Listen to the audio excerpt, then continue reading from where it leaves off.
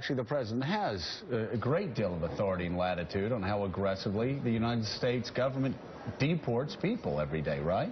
He does, and there's been record levels of deportations. But as you move through this period now where you're trying to put together a deal, and there is a possibility still that an immigration deal could be done, but to see young people screaming at the President of the United States who are, in fact, in the country illegally, I just can't think of, as someone who supported immigration reform for a long time, I cannot think of worse optics for people that are in the middle on the fence on this issue. And so, to those activists that are doing that all over the country, to members of Congress, to the President very rudely yesterday, they are setting back their cause, I think, in ways they just can't imagine.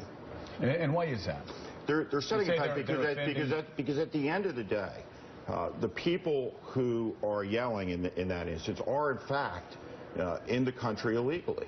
And so if we're going to regularize the 11, I think I did read that this morning. But you have a number of these activists that are out around the country who are in the country illegally, interrupting, protesting, screaming in a way that I don't think is particularly constructive, as you're trying to persuade people who I think legitimately have concerns about the federal government's ability to control the border, to know who's in the country, to bring this issue to a final resolution. And it requires a compromise to allow the people to stay in the country who are here illegally, to regularize them, to put them ultimately on a path where they can obtain regularization and then citizenship. It requires a commitment by the federal government to do what it's historically not been able to do, which is to secure the border once and for all. And you're saying this, obviously, somebody you believe immigration reform should pass. Absolutely. A pathway to citizenship? Absolutely. I think we have 11 million people in this country here illegally.